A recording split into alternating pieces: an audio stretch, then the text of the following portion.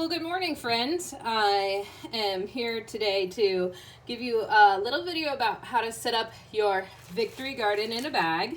Ooh! If this is being posted on your class, for most of you that means that you got one of these in the mail, or perhaps I dropped it off in your house. Some people were like, who sent me this? If I dropped it off, I didn't have a return address on it, but hopefully you realized after reading some of the instructions that it was from me. And yeah, so this is a cool little activity for you to do something that we normally would do in class, which is plant and take care of seedlings. And you're able to do this at home. A victory garden is a concept that in World War I and World War II, the government encouraged people to grow their own vegetables, and that helped the war effort because that made sure there was enough food for soldiers because people at home were growing their own. So I know that food and food availability is definitely a concern for a lot of people right now, and so this is a way that you can help out. In your kit, the seeds that I selected for you were mostly some that either A, we had already in the classroom, or B, a seed representative from Sakata Seeds, they are generally a wholesale seed producer, donated some to us. So that was very nice of them. And they are pretty awesome seeds, great company, so really appreciative of them. So we're going to get this set up this morning, and I've got a few little models for you of how you might be able to do this. So some of the seeds should be started now, and then other seeds should be started directly outside. And I've given you a list of those on the direction sheet.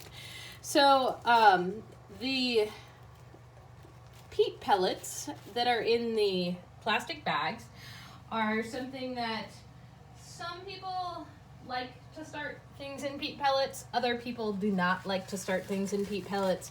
The wrapper around the peat itself, the seed starting material, sometimes does not biodegrade very well, but other people like them because they're easy and to store, easy to transfer, and things like that.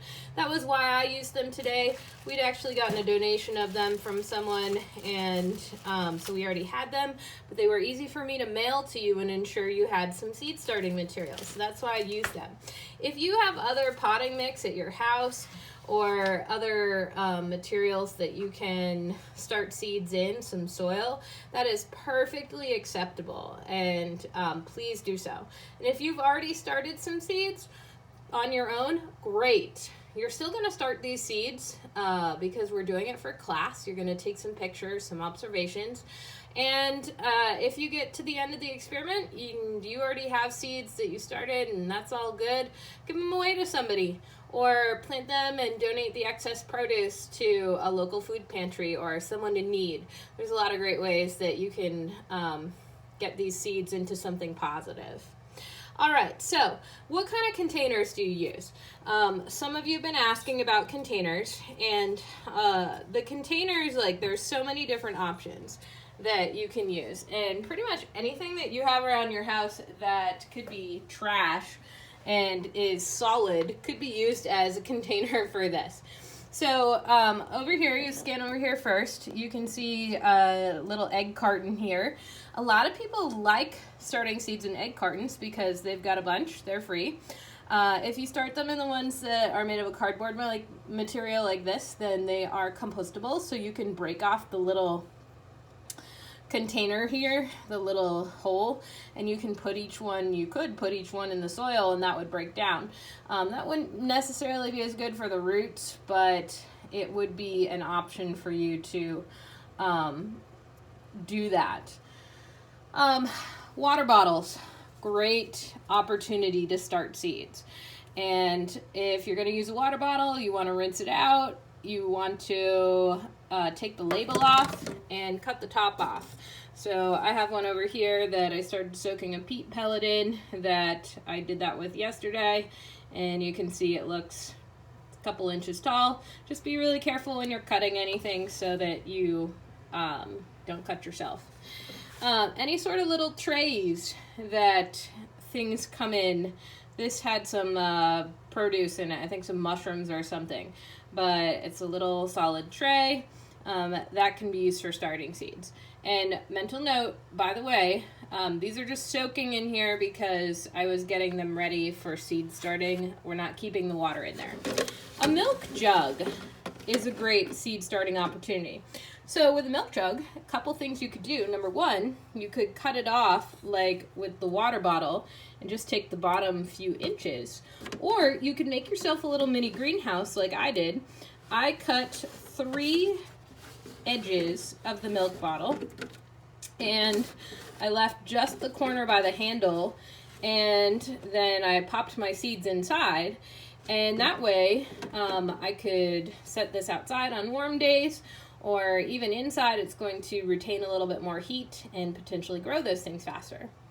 One of the best types of containers, I don't have any right here, the closest one I have is this, that I've seen some people doing recently, is if you have like some plastic container with a hinged lid on it that also acts as a mini greenhouse. So maybe something like cookies or a baked good came in it from the store, like a hard plastic container, or something like a container from a rotisserie chicken that has a bottom and then it has a lid that comes off and then can go back on. If you rinse something like that out, that could be a great seed starter as well. So that's a few different types of containers. You could also use just a seed starting container. If you have a tray for starting seeds, mine's on the other side of the room. I'm not going to go grab it for you right now, but that is perfectly fine. You can use little 6-packs that seeds come in, like the plants come in. If you have any leftovers of those, whatever you want. And a lot of times, like if you're going to use something like this, you might put 1 peat pellet in each egg carton hole, or you might have the ability to break that peat up a little bit if you're using the peat pellets. Okay, so I gave you 10 peat pellets, and the first thing that you need to do, obviously they're dry when I gave them to you, is you have to soak them. And I actually thought these pellets were going to grow a little larger, but they're still about 2 inches, what I told you guys in the note. And they took a bit to be able to expand. It's not instant, probably 6 hours for me. I've actually soaked them overnight. I started yesterday afternoon, and I'm going to pour the water out. Okay, that's really important, that you do not want there to be like floating peat pellets in whatever containers you're using.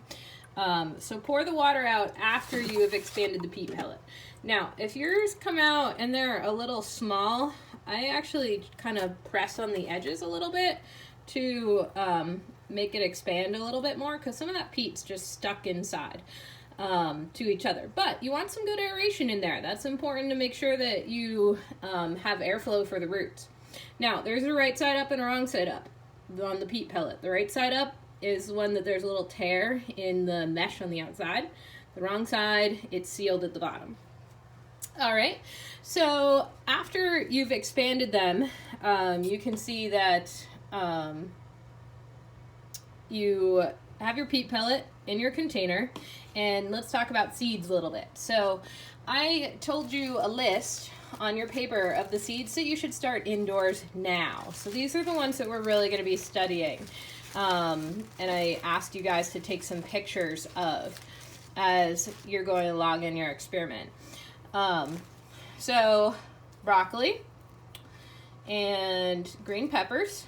The variety is called Blitz. The varieties of these, if they're in quotations, is what that is. Marigolds. I did give you 1 flower. Flowers help with pollination, so it's great to have them in gardens. It's going to make your garden more healthy. Cabbage. Oh, what else? The tomatoes. And perhaps the cucumbers, but you don't really need to. So I listed you off like 5 or 6 different things, and you have 2 types of tomatoes, so there's actually 7 things. Now I know there's only 10 peat pellets, so use wisely. And again, if you have other materials, you can use that. So the peat pellets that you have, most of these things you want to only grow about 1/4 of an inch in the ground when you're planting it for planting depth. And these peat pellets, that's easy for you to do. You're gonna really get down in the middle of that hole there and drop that seed in. Now, be careful, the seeds are small. It would be appropriate, most of the seeds I gave you about 4 of them for the ones that I just listed off for you, to do 1 or 2 per holes. The seed that we got from the Sakata seed grower is super good seed. It is fresh, it is this year's seed, and I would expect almost 100% germination. So you probably could plant 4 different plants, 4 different peat pellets. But if you are low on space, you don't have anything else besides the peat pellets, maybe 2 seeds per hole, you might be able to break that up later. Or if you do have soil available to you in containers, you could plant some additional containers. And again, I'm gonna drop that in the hole, and I can still see the seed in there. I'm actually gonna try to poke that down in with something else. I don't have a whole lot in front of me, guys. I'm going to use random kitchen knife that I have available to me. We'll wash it later. Poke that seed down in there a little bit. Ooh, it got stuck on my knife, my random kitchen knife. You can use your finger. You just want it to be down in the hole. And you kind of want to cover the seed a little bit. Okay, so, sorry, out of the screen. Mash the peat pellet so that it covers the seed and drop it back in there. So after you get your seeds planted, then you want to put these containers in a well-lit area. That's really important. Put them like perhaps under a grow light, perhaps just in a windowsill. These are not going to survive outside right now. It's too cold, so I would not recommend outside, but find somewhere else that you can put up a few. And if you can only do, 4 of them, because you don't have a lot of room available at your house, okay, great. Trying to give you guys some hands-on stuff to do, so it's fine with me. Check it daily. You want to add water and keep the peat or soil moist. You do not want it standing in water like that. That's going to cause the seed to rot. But that's a good moisture level there, this one that I just dumped the water out of, so that's important. Things like the broccoli, the germination may be as short as a few days, or the marigolds, but the peppers and the tomatoes, the germination may be as long as 2 weeks. So we're a little behind. If we were doing this in class, we would have done it probably the week after we went out on quarantine. But they should still catch up. You should still be able to grow some good plants that are able to be transplanted when it gets warmer and grow a good crop outside. Monitor the plants and make sure they're not getting leggy. The plants, if they get leggy, they have really tall stems, then that means that they aren't getting enough light, very likely. And so you want to try to give them more light if possible, or when the time comes, plant them outside sooner rather than later. But you don't want to plant anything outside or put anything outside until our last chance of frost. And since I'm staring out the window and it's snowing right now, that's going to be a little while. Usually at least into the 2nd week of May, maybe a little bit longer. So please take pictures of this. That's what I'm looking for. I'm looking for you to take a picture like once a week and during the rest of the year, so that we have a log of what's happening with your plants, and you're going to get some lab points for taking care of your plants in that way. All right, please email me or contact me if you have any questions. hope you guys enjoy your victory gardens and hope that they are successful for you. If you had any problems getting yours, also let me know. But again, I dropped most of them off personally, or I mailed them. So hopefully y'all got them. Cross your fingers. All right, have a great day. We'll see you guys later. Bye.